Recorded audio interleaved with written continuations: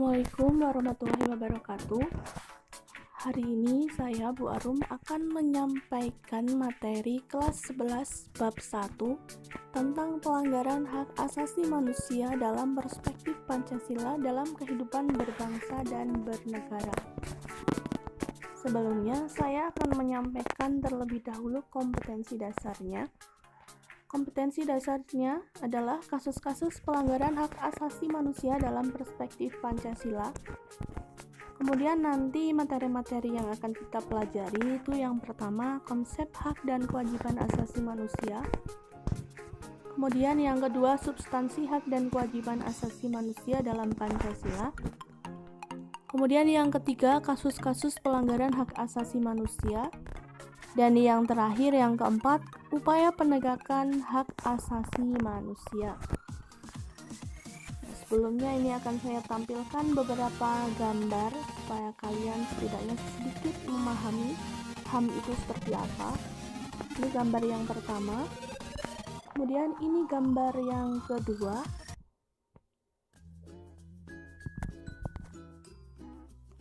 Dan ini gambar yang ketiga. Untuk kasus-kasus pelanggarannya itu kita bahas nanti. Yang saya akan bahas yang pertama itu definisi HAM. Jadi supaya kalian terlebih dahulu mengetahui HAM itu apa. Secara kodrati, HAM itu merupakan hak-hak dasar yang melekat pada diri manusia sebagai anugerah dari Tuhan. Kemudian hak itu harus dihormati, kemudian harus dijunjung tinggi, dan juga harus dilindungi. Selain secara kodrati, HAM juga diartikan secara universal. Secara universal, HAM adalah hak yang dimiliki oleh setiap manusia di dunia tanpa membeda-bedakan unsur suku, ras, dan agama. Kemudian hak asasi manusia juga bersifat langgeng. Langgeng di sini artinya HAM itu ada sejak dari kandungan hingga meninggal. Artinya HAM itu akan melekat pada diri manusia sejak manusia itu dilahirkan sampai manusia itu meninggal.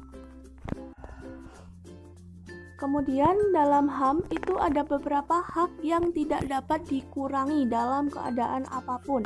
Yang pertama itu hak hidup, yang kedua tidak disiksa, kemudian yang ketiga kemerdekaan pikiran dan hati nurani, yang keempat hak untuk beragama, yang kelima hak tidak diperbudak, kemudian yang keenam diakui di hadapan hukum, dan yang terakhir tidak dituntut hukum yang berlaku surut. Artinya hukum itu harusnya berlaku adil kepada siapapun. Kemudian yang berikutnya, selain hak-hak yang tidak dapat dikurangi, ada juga hak-hak yang dapat dikurangi. Contohnya, hak berorganisasi. Artinya tidak semuanya harus mengikuti organisasi ya, tetapi hanya yang ingin saja. Kemudian hak berekspresi, hak-hak yang dapat dikurangi. Contohnya yang kedua, hak berekspresi. Kemudian hak seorang dapat dibatasi oleh undang-undang. Contohnya, berhak memiliki tempat tinggal. Jadi orang lain itu tidak boleh semena-mena untuk menghancurkan tempat tinggal meskipun dia ingin membangun tempat tinggal di situ. Karena biasanya setiap tempat tinggal itu sudah memiliki izin untuk mendirikan bangunan. Kemudian ini, siapa saja yang harus melindungi dan menghormati HAM? Nah, yang harus melindungi dan menghormati HAM yang pertama tentu saja negara dan pemerintah. Itu wajib melindungi, memajukan, dan menegakkan HAM. Kemudian tidak terlepas dari itu juga setiap orang atau setiap warga negara juga wajib menghormati hak asasi manusia atau HAM. Contohnya, kita tidak boleh melakukan atau mengganggu hak asasi orang lain. Kemudian saya jabarkan lagi, negara wajib untuk memenuhi HAM. Maksudnya bagaimana? Nah, saya contohkan di sini hak anak atas pendidikan. Jadi negara itu wajib menyediakan gedung sekolah yang layak, kemudian guru yang berkualitas, Dan yang terakhir, materi yang bermutu baik. Sedangkan setiap orang atau setiap warga negara berhak menghormati HAM orang lain. Di sini saya contohkan dalam hal beribadah atau dalam hal beragama. Jadi kita harus saling menghormati antar umat beragama. Tidak boleh mengganggu jika umat beragama lain sedang melaksanakan ibadah.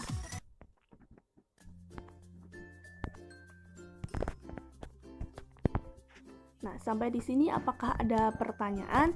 Itu tadi sedikit materi tentang hak asasi manusia. Atau baru pengertian dasarnya saja.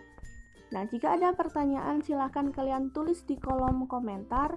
Kemudian tugasnya itu yang pertama membuat rangkuman materi dari video tersebut. Untuk hasil rangkuman silahkan share via grup WhatsApp ya. Kemudian yang kedua, kerjakan soal-soal yang sudah saya upload di e-learning. Terima kasih sudah menonton. Assalamualaikum warahmatullahi wabarakatuh.